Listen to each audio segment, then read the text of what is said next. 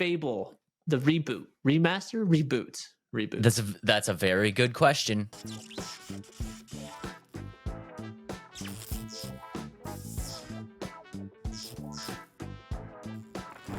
Real quick, I think maybe we should talk about the backstory of Fable. Do you know? Have you ever played Fable? No, I have not, and that was why I didn't know what it was. I knew it, like I've heard the name. I've never actually pulled up the game, but you know what I thought it was? Not Final Fantasy, Kingdom Hearts. I thought they were very similar. Kingdom Hearts. You know what I'm talking about? Yeah, so Kingdom Hearts is the mix of Disney Final Fantasy. It's a very good, like, astute kind of comparison. But Fable. So I'm a big fan of Fable. I'm just going to throw that out there, and I really, really enjoyed the games. And I think these style of games really work towards the style of games that I like. And I'm an RPG guy. This is a fantasy RPG style of game. And when this game first came out, Fable, the original game, came out in 2004, which I was in my Xbox era at that point. I know I'm all PlayStation now, but back then I was Xbox as well. So I did play a lot of Fable. And Fable, the 2004 version, the story follows a boy. Basically what happens is these bandits like attack his village and end up kidnapping his sister. And the quest is to learn why they did that and obviously go get your sister back, right? The big thing about this game is that it's one of the first games that I ever played that the choices that you make in the game drastically matter. And we've talked about this before, is like there's choices in games that you find out, like, you know, later down the road, it doesn't really matter what choices you make. Yeah, it's like a total waste. And you're sitting here contemplating this big decision, and it's like, this thing would have happened regardless of what you chose. And Fable is not like that at all. Fable, the choices actually do very drastically change the storyline. And so that's that was so hard for me in games because, like, I honestly have a tough time making decisions in a game more so than I have making decisions in my own life. Like, I'm like, but if I do this, this is going to change everything. This will make me the bad guy. But sorry to interrupt. But no. I like that. Yeah. I like it about games, but also really stressful. It is really stressful. And you know what's even more stressful is like when you find out that a game has choices that actually matter and they put the timer on it. Oh, I hate that. I hate when they do that. It's like, and it's fast too. It's like 4 seconds. You like make a decision. It's like, oh crap. Yeah, like the Dark Pictures games are notorious for this. It's like you have to make a decision that could end up killing your character, like completely dead. And it's like you have 4 seconds, figure it out, 4 seconds, and you're just like, I don't know what to do. But turn it off and restart so you can be like, okay, I thought about it and I'm ready to play again. Yeah, right. But yeah, so initially when this game came out, fans didn't love the game. It did not get any type of praise or anything like that. And basically what they said was there was a lack of content and there were some broken promises from the developer. And in order to fix this, in 2005, Fable came out with what they called the Lost Chapters, which was a DLC version to the original game.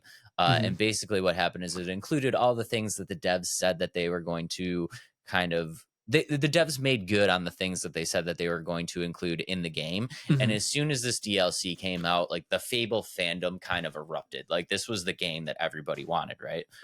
So much so that Fable 2, which was released in 2008, ended up winning Game of the Year. So Fable 2 is just a critically acclaimed game. Again, it's another game where you're tasked with basically in this game, you're kind of it takes place 500 years after, so it's not like a direct correlation, but it kind of stays in the same genre.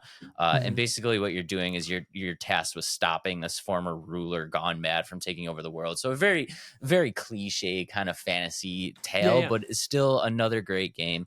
And then fast forward again, even further, in 2016, Fable 3 releases, and that takes place 50 years after Fable 2 during the Industrial Revolution. So another great game. Fans really love this game. And then the downfall. Do you know what the downfall of the Fable series was? No, I do not. Let's hear it. It took place in 2012. Can you take a guess of what happened in the Microsoft and basically all gaming around that 2012 era? in 2012, the new console generation. Specifically, motion controllers. Remember? Yeah. Okay. So 2012 was when all of the consoles started introducing their motion controllers, right? So we had the Xbox Kinect, we had the PlayStation camera with the stupid wands and stuff like that. And the Fable game, the next Fable game that came out was Fable The Journey, and that was a spin-off that utilized the Xbox Kinect. And of course, like most games in that era, the motion controls were horrific, and that was the end of the series. And we haven't heard anything about Fable until right now. Until now. So let's go ahead and roll this trailer because this is Fable 4, and I'm actually super excited because I love this series, and it just got destroyed by Xbox Kinect. Okay. Playground Games. Okay. So if you guys are just listening on the Spotify, that's my name. Dave. That's me. I'm Dave. That's me. If you guys are just listening on the Spotify, what we're seeing here is like a very it's almost like movie-esque. Don't you feel like it's almost like movie-esque? Yeah, I do. It's got the elements of like a fairy tale. Yeah, it's very fairy tale-esque, very movie-esque, and we're seeing a lot of things that are kind of going to let you know a little bit about the gameplay. So we're seeing sword fighting. We saw a clip of our main character throwing like fireballs, so you can see all these RPG style elements. But that's what they are. I think one of the things that's really great about it is Fable has this sense of humor that is like almost uncharacteristic in these style games, right? So you're going to be getting a very like legendary type tale, but with a lot of quirky humor, and I'm a huge fan of that. Yeah. Look at those pumpkins, dude. They're massive. So in all the Fables, are there giants versus like the people, like the little people? Is that Fable, or is that just new to this one? That's just new to this one. So what we're seeing right now, guys, is there's basically a monologue that's happening between one character, and you're seeing our main character, and now the big kind of reveal in this trailer is that the person giving the monologue was actually a giant, and our main character is kind of running around on the table, almost like a Jack and the Beanstalk style. Yeah. That's really what I thought it was, like Jack and the Beanstalk. That's the best part. And so with the kind of going on to that, I kind of got the same kind of feel that's the Jack and the Beanstalk kind of situation. A lot of people like are not super excited about this game. Like there's negativity saying that this game doesn't feel like Fable. And I think part of that is I can't remember the specifics because I didn't write them down, but they were saying something along like the customization of the characters isn't how like they thought it should be. Like, because in the previous Fables, were you given a set character and like had some customization? You were given a set character, but you did have some customization. Yeah, and I think that was I don't know why that would be a negative thing. Because like you get to make the character how you want him to look. Like I think that's cool in a lot of games, even if it's like very simple. But also like you said, it looks fun and silly, and the way the monologue kind of went like is like. It seems like it's gonna be like giants versus like I don't want to call them little people. Like I'm gonna call them normal sized people against normal sized people. Yeah, and like the giants like, oh, I don't like heroes, and I think and you kind of see it in the part of the trailer. It's like, and I think some of the normal sized people also don't like heroes because like you saw like your main character, like somebody said something, she turned around with like disgust on her face, like saying like, wait a minute, like I'm a hero here, like why do you hate me? So I think that's kind of fun the way they're going with that kind of story. Yeah, and I think people are leaning a little bit too heavy on the giants thing. I want to say that this is going to be this is still going to be an RPG that has very like a lot of different aspects to it. So I would not be surprised if the giants aspect of it was only a small portion of it. And if they more or less kind of incorporated a bunch of different fairy tale things into the same game, and like the giants was just a chapter, but they found a great way to make it like engaging in the trailer. So when you're saying like giants versus normal sized people, I do think that's going to be, you know, like obviously a standout point in the game, but I wouldn't be surprised if it wasn't like the main storyline of the game. That makes sense. Okay. Yeah. Yeah, I can understand that. Yeah. Okay, now, so I know, so from the research I did, is this still taking place in Albion? Is that the same It is. location? Is Yes, it is taking place in Albion still. And this is a good question because, like you were saying, is this a reboot? Is this a sequel? Is this a remake? That technically this is Fable 4, and it is taking place in Albion, and we're not getting a very specific timeline of when this is. So it's very hard to say whether this just looking at what we're seeing, I'm assuming that it's taking place after everything else because what we talked about was, the Fable 3 took place in the Industrial Revolution, and it does look like from what we've seen in the gameplay trailer that it's probably past that time, and okay, they are calling it Fable 4. So I would say if you had to kind of categorize this game, it would be that this is a sequel. But a very but a reboot sequel. like a requel. Yeah, like a requel. Yeah, It's so it's like a like soft where you can play this one without playing the other ones. exactly. Yes. Okay. Yeah, because the other ones took place so long ago. I mean, we're talking 2016 since Fable 3 dropped, right? Yeah. So, I mean, we're talking nearly 8. By the time we get Fable 4, it'll be 8 years, almost a decade in between games. It's like this is Fable 4, but a rebooted version. It's So, gonna have to um direct towards a new fan base because like a lot of like would you say like you and I we still play video games, but a lot of like people our age like they stop playing video games at a certain time. You know what I mean? yeah. Like people quit playing video games, and I think this is going to have to cater to a newer audience and stuff like, but also giving the true fans something new. So Yeah, I mean, I think the true fans are going to be excited about the Mhm. game. I'm excited about the game as a fan of Fable. I know that the Fable community, for the most part, is pretty excited about the game. And Yeah. like you said, it's gonna have to cater to a new audience. And I think Fable is probably one of the franchises that probably has the best way to do that, Mhm. um just because of their content and their following. I mean, this is fairy tale stuff. You know what I mean? Right. So it's very easy to get kind of a younger crowd into Right. this. But I think what and this might just be totally way off topic, but I think like what a studio like Pixar, like take Pixar Yeah. for example, right?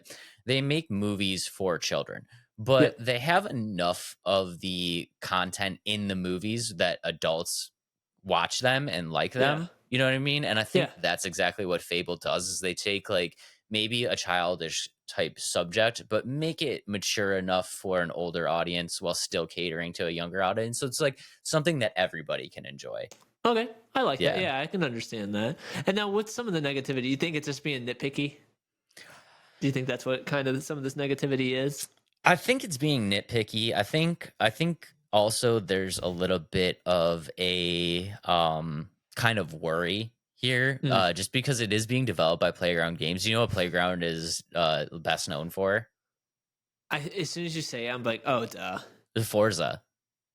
Oh, okay, yeah. Yeah, so they're the studio behind Forza. So it's like It's gonna be a it racing simulator of yeah, it's Fable. like this studio doesn't really have like Yeah, a real a real great track record behind games like this. You know what I mean? Like yeah, I think that's part of the reason why that people are a little bit down on it. But other than that, I can't really see like why people are down on it because looking at the trailer, it looks like a lot of fun. Like graphics wise, it looks great. yeah, Like it looks like it's going to have a lot of aspects that people are going to enjoy. So we saw the sword fighting, in the trailer. We saw the main character throwing the fire. We saw the main character climbing up the beanstalk and like I think all of these scenes are going to be very, very cool and very, very fun to play. yeah. I think, and I kind of going off of like this could be a big step for Forza or not Forza, Playground Games to get out of just racing simulators, and you know what I mean. So Oh I'm yeah. excited because all those Forza games they look great, and I think that's going to be something that Fable won't struggle with. You know what I mean? Like the feel of the game and the atmosphere of the game, I think is going to do well with Playground games, like leading it because all the Forza games look really fun. You know what I mean? Like this is the atmosphere, the scenery is also really good. So Yeah, I mean, they do an amazing job at Forza. I mean, Hmm. there's nothing that I can't really think of anything off the top of my head where I'm like, Forza screwed up on this. You know what I mean? Yeah. And it's definitely a racing game that looks amazing, that just really immerses you in the experience. And I think if they can carry that over into an RPG style, like Hmm. it could be really, really amazing. I can also see how it could flop because they don't have any Like experience. track record. Yeah. Yeah, they don't have any track record, but I think if they pull it off, it could be a really, really great game. Yeah, I agree. Because this is one I'm actually like, after watching it, like I said, I've never really seen Fable, but some of the videos I watched, it showed me gameplay of like older Fables. Like, why had I never played this? Because this looks really fun. This looks like something I'd actually want to play. So I will probably hop off of here at some point and like, oh, let's see if I can play Fable. So, Yeah, but check out is go Fable, is it open world or is it kind of like a linear, like open directional kind of thing where you can, but it's not true open world? it's not a true open world. It's a linear open world. So think of it almost like an Assassin's Creed. It's an open world, but you have very specific places that you need to go at certain times. Gotcha. Yeah, like the whole thing is not open world. Okay. I don't know if that makes any sense. Do you think that's what they'll switch it to with being like the playground games and things like that? I think they probably are going to make this open world, just because of the ability to make such an immense, like diverse, creative world. Yeah. I think this is probably a game that should be open world, Okay. but um, open world in the sense of like Hogwarts. Like Hogwarts was a Yeah. great open world. You know what I mean? But very clearly steered you in the right directions. You know Right. what I mean? Yeah. Yeah, it wasn't you were never playing Hogwarts and like guessing on where you needed to go. You know what Right. I mean? It was always very simple. So Yeah. I feel like they would be at a disservice not making an open world for this Hmm. game because just the amount of content and like things that they have to work with. I think they could make a really cool, immersive open world that you'd want to just explore. Like you might not even want to. And I talk about this all the time. Like, so I used to load up Red Dead Redemption and like not play the game at all. I would just be riding around on a horse, like Hmm. like Hmm. I just enjoyed it. So Yeah. I Okay. I think they should make it open world. Yeah, I think it's going to make it more immersive. And just like given how they do with Forza, it will be immersive in terms of like the world, the atmosphere, the scenery, like this, the setting is going to be really cool. So, Yeah, I think it'd be really, really cool. It should be amazing. If the Forza team, aka Playground Studio, does pull it off, I think it's going to be great.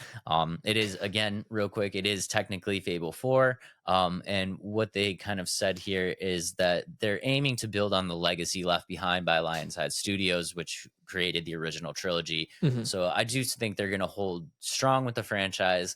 It is going to be another game. They're going to hold true with these decisions that you make in this game are really, really going to matter and really, really affect the storyline. And I think it's going to give you a crazy world. It's going to give you some great gameplay, obviously amazing graphics, super immersive, and it's going to have a lot of replay ability because you can jump through and make these decisions, multiple times and have Mhm. different stories every single time.